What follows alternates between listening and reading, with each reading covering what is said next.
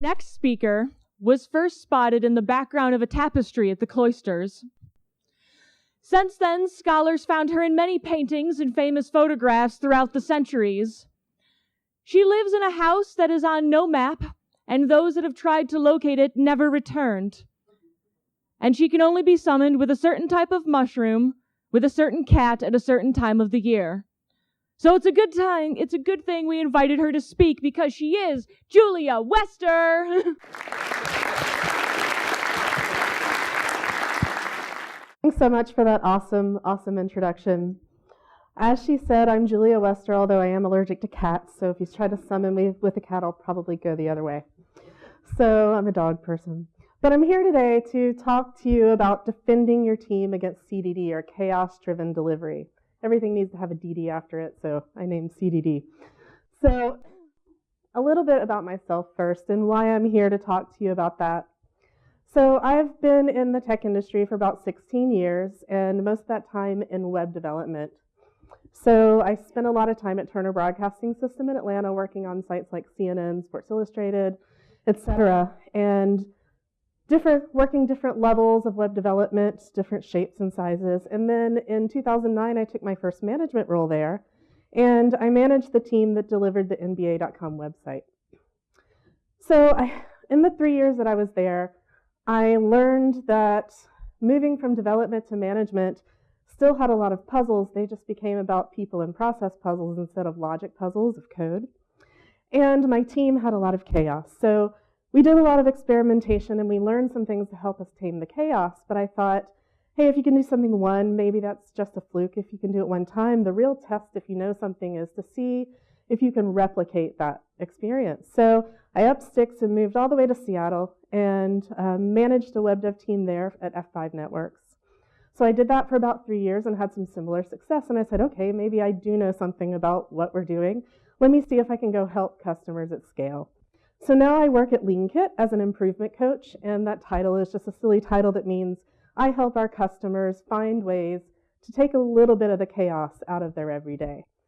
So it's no wonder that I'm here talking to you about the chaos of firefighting, or what I like to call the background of most ops departments.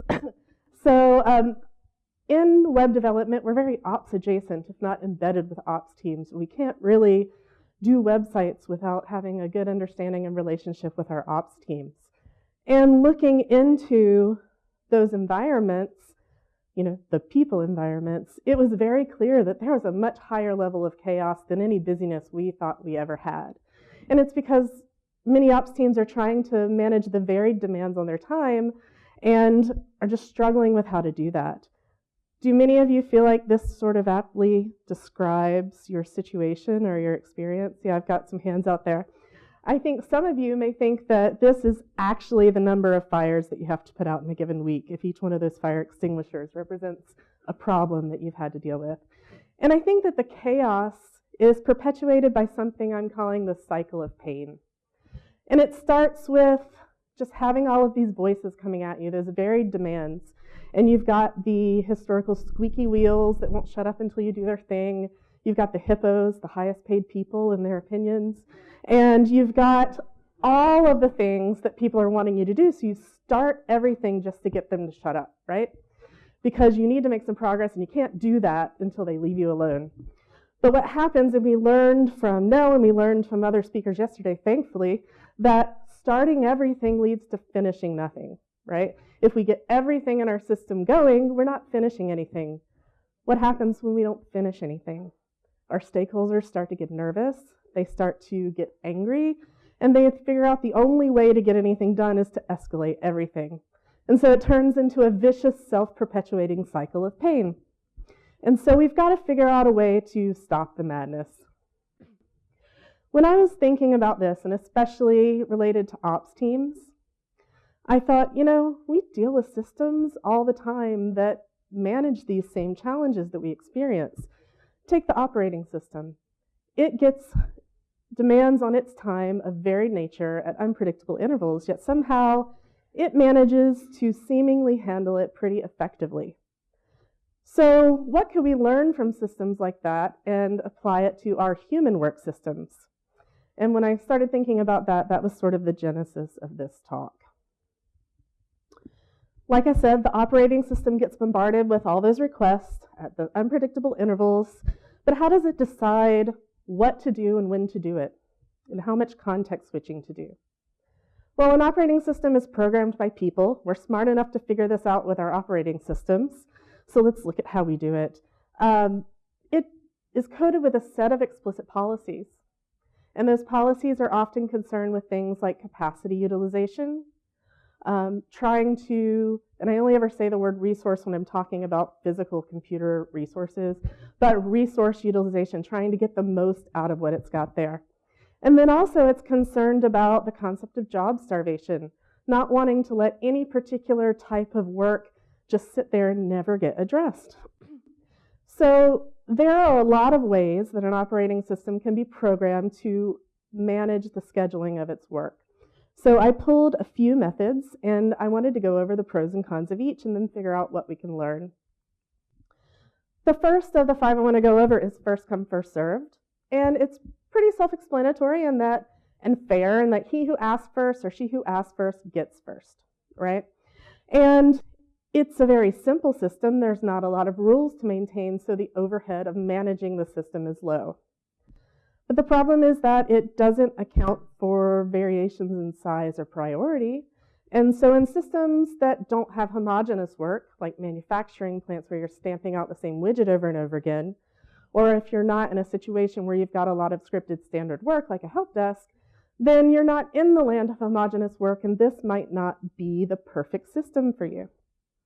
And that's often the case for ops or dev teams. We don't have a lot of homogeneous work.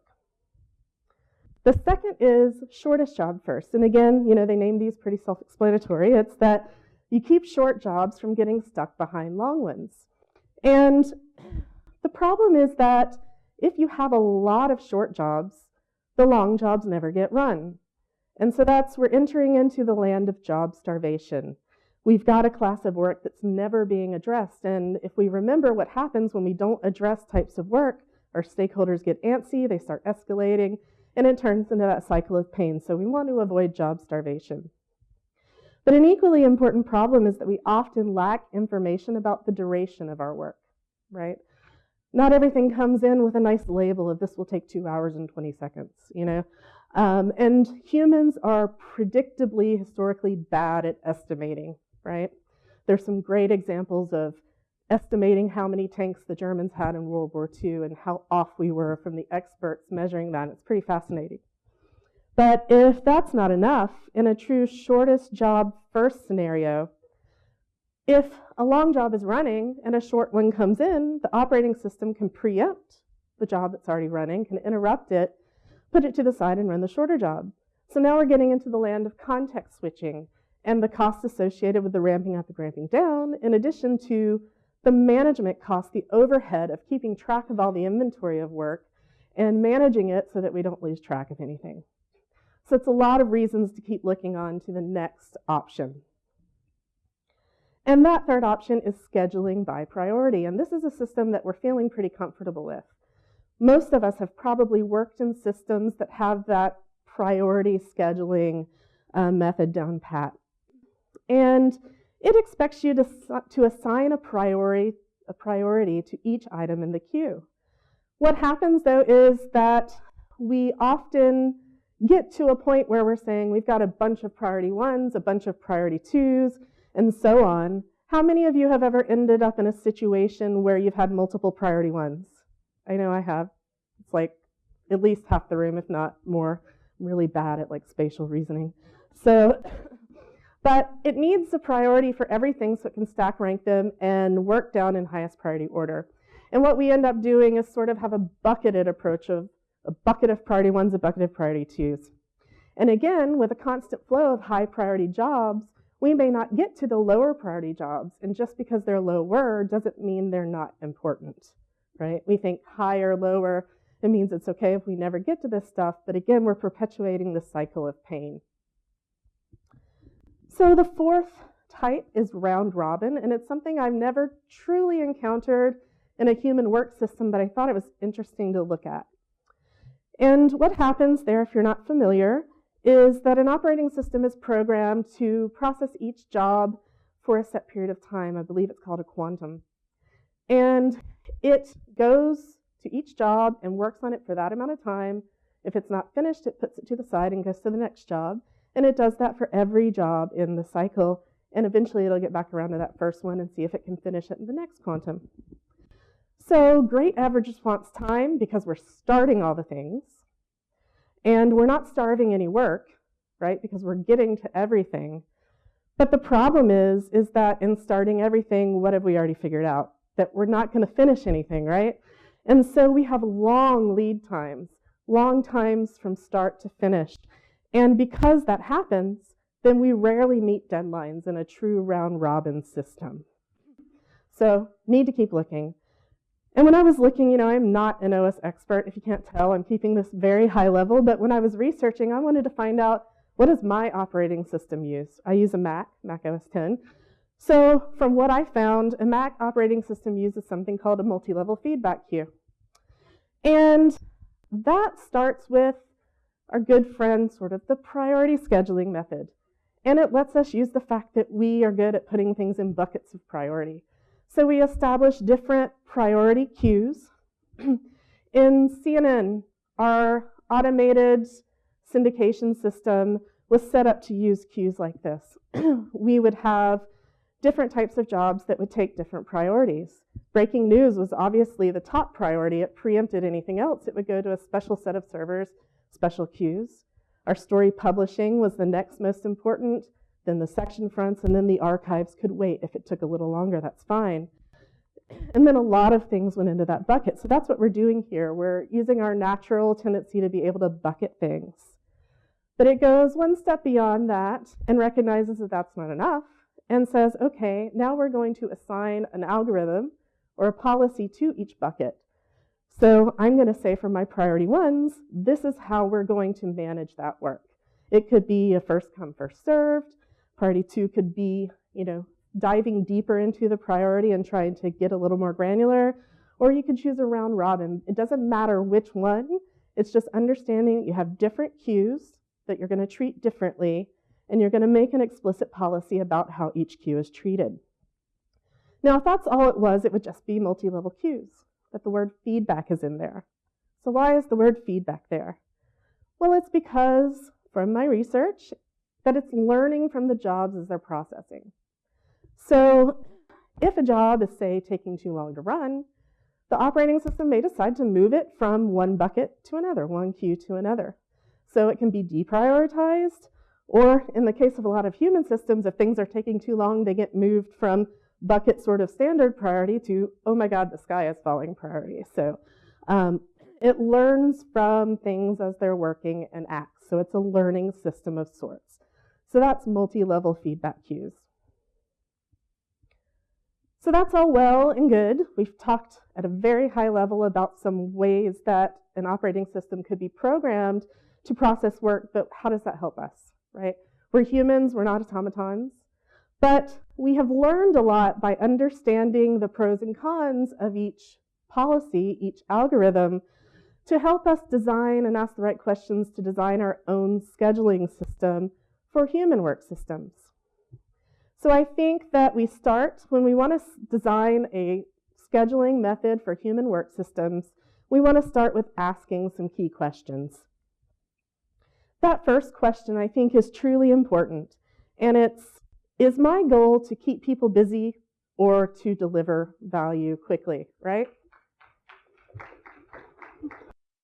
So I think if you asked anyone, they'd say, well, of course, idiot, it's to deliver value, right? But why do we see so many cases in which we're acting like it's the opposite, right? We're so concerned about how busy everyone is that we're not really looking at, we're losing the ball when it's getting shifted around. Thank you. So we need to move away from managing people's time to managing work in our system. I had a first interaction with a Scrum coach I ever had was from a guy named Bob. We called him Scrum Bob. He was fun. And he said something that stuck with me. It's like, don't confuse activity with progress. And when we're just trying to make sure everyone's busy so we're getting value for the dollar we're paying people, what we're doing is creating deadlock. Now, I'm not saying it's not fiscally responsible to care about capacity utilization to some point, but it's fiscally irresponsible to cram so much work into the system that nothing can come out. So we need to shift our mindset a little bit and understand that there's a concept called flow efficiency, the concept of flow, and start paying attention to that. And what flow efficiency is how efficiently your work can move through your system or your workflow. To understand your flow efficiency, you have to understand what lead time is. Okay? Lead time is sort of defined differently by most people, but by everyone it's a duration. Sometimes the start point is where it differs. I'm just going to loosely define it as from when the request comes in to when you complete it. And within that elapsed time, you've got time where you're actively working on the item, and that could be a meeting to further it, or it could be coding, it could be configuring, whatever. And then you've got time where you're not actively working on it for a lot of reasons. So you need to understand how much time you spend in each of those states. Then you can measure your flow efficiency by dividing the total work time by the total lead time, or wait plus work.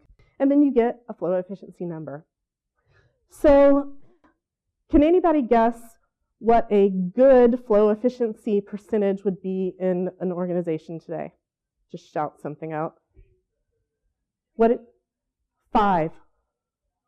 You know, it's sad but true. If you have a double-digit flow efficiency number, then you're like kicking ass, right? It's awesome, sadly.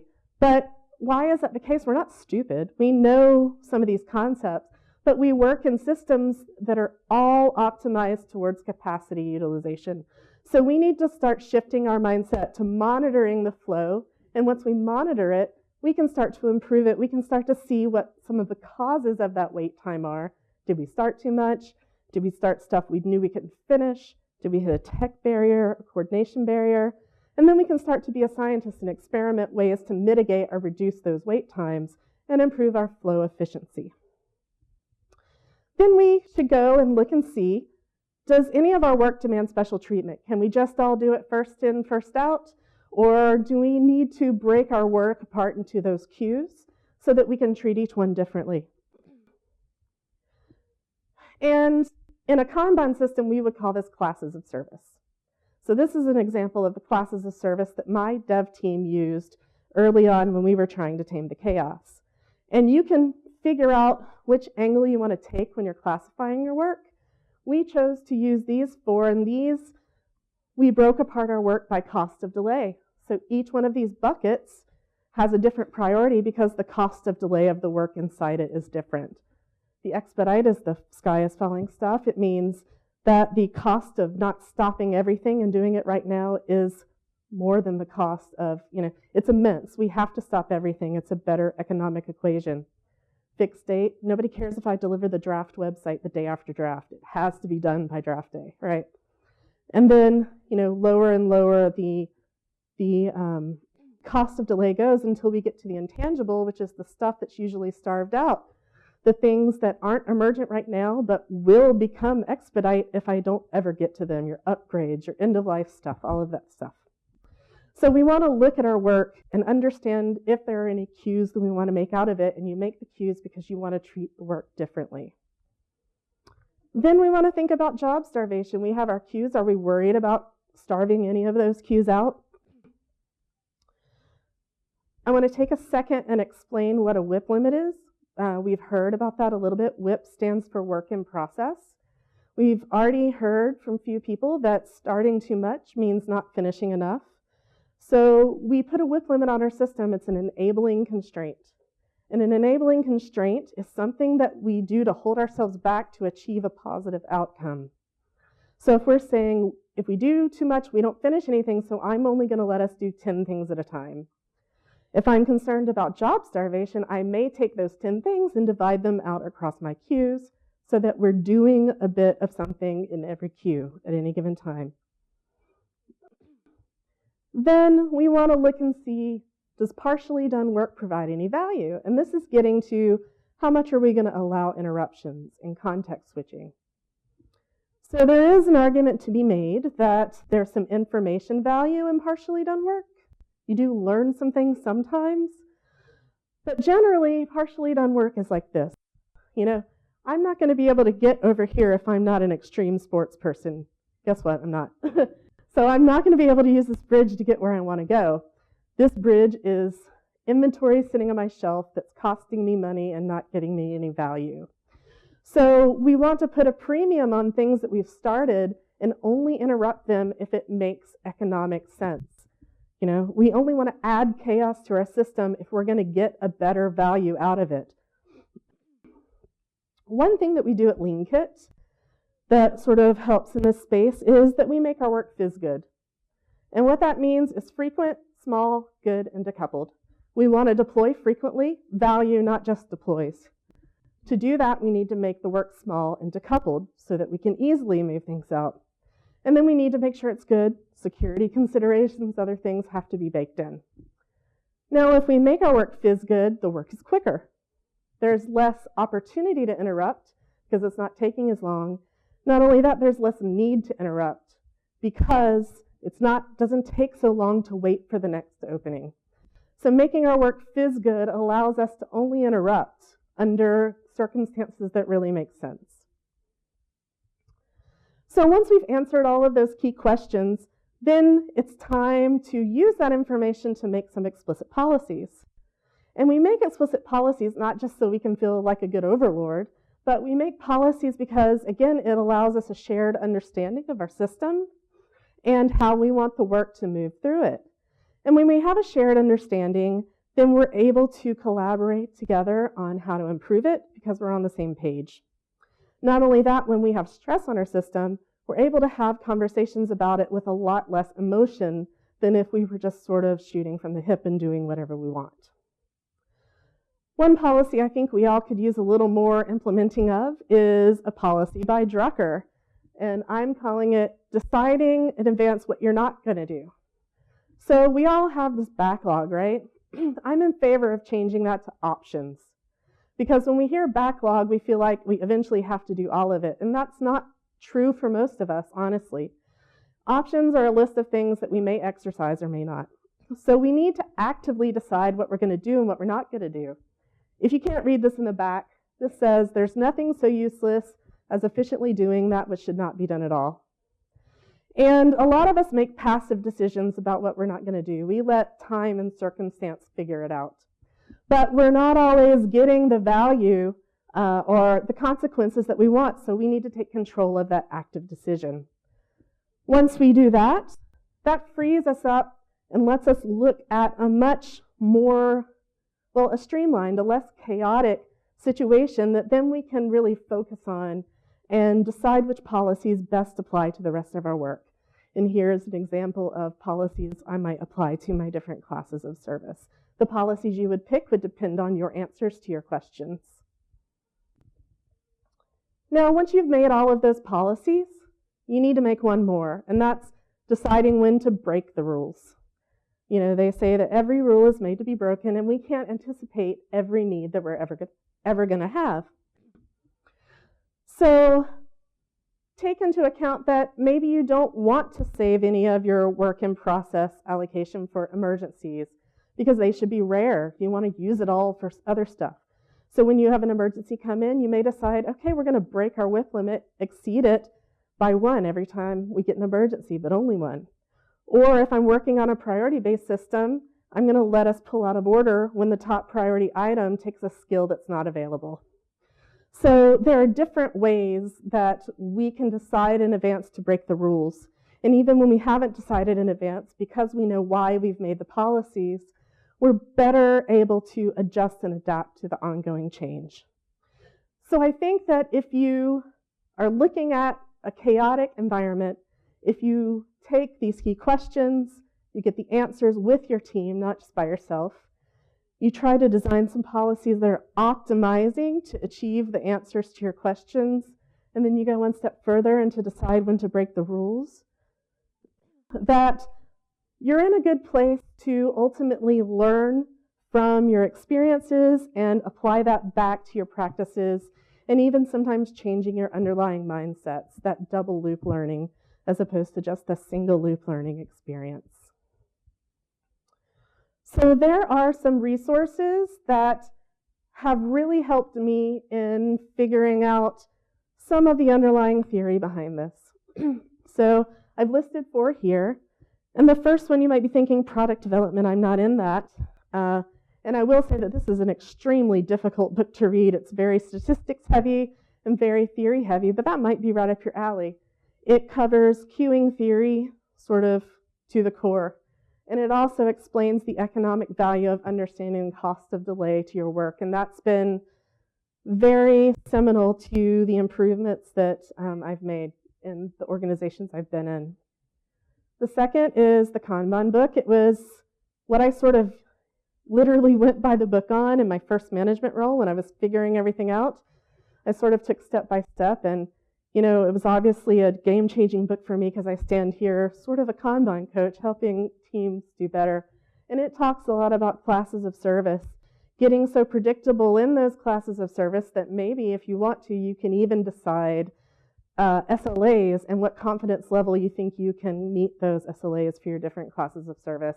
And that's all powered by Explicit policies, which is a core practice of a Kanban implementation. This is Lean is a book. If you feel like you're living in a capacity utilization world, this is like a 100-page book, not difficult and easy to read. It explains very well, even to the layman, the difference between a flow-efficient system versus a resource-efficient system. It uses a healthcare example. So if you got diagnosed with a problem and you needed treatment, imagine going to a healthcare system that was focused around keeping doctors busy versus a system that was geared toward getting you to your treatment the quickest, and it uses that as an example. So a really great idea that can speak to anyone's context, even if they're not technical. And the last is a book that I just bought.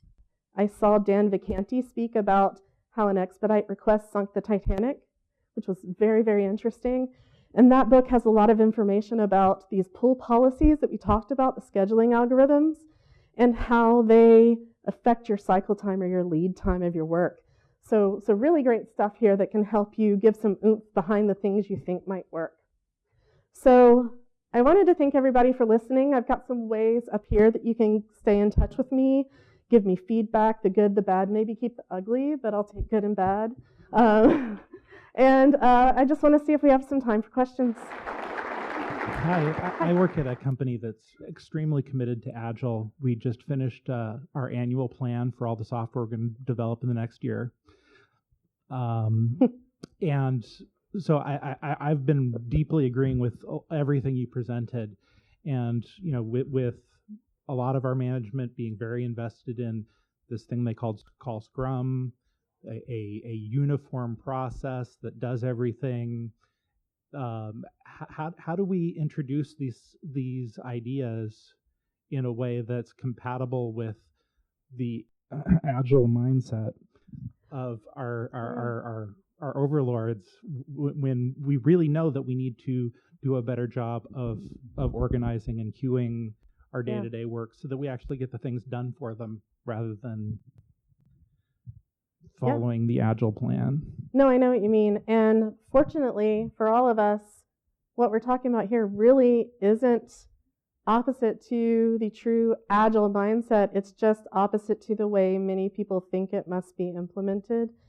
So there's nothing here that can't work with a Scrum implementation. I will say that stopping, time box iterations where you restart your whole system every 2 weeks or 4 weeks does do a little hiccup in your flow. But within your iterations, I was in a top-down Scrum mandate at F5 for 3 years. You can worry about flow no matter what system you're in, right? Whatever system, whatever workflow you have, you can still look at how well work flows through it. You can still start to share things about flow efficiency to PMOs and organizations that are concerned about capacity management and give them the tools to start replacing some of those things that cause problems with the things that help us solve problems and understand how to balance them. And if I'm ever trying to convince someone about, my way of thinking, I will go to them with why I think it helps them. What are their goals? Here's how this achieves your goal, and here's how what you're doing is getting in the way of your goal. And sometimes I change my mind, and sometimes they change theirs, but I don't think that having a Scrum implementation means you can't do any of this. So, I'm here to say that there does not need to be a holy war between Kanban and Scrum. It all is simpatico. It's more alike than different. Thanks for that question. Get another round of applause for Julia. Thank you. Children never return for being deemed too troubling